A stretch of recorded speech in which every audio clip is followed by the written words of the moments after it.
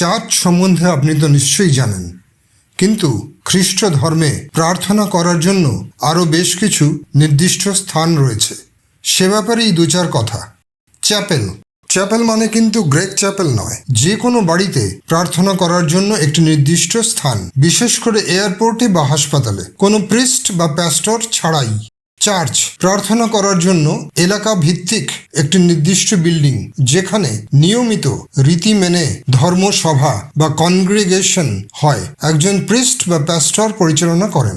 Basilica এমন একটি church যেটা হয় খুব প্রাচীন কিংবা অন্য কোনো বিশেষ কারণে পোপ দ্বারা সম্মানিত।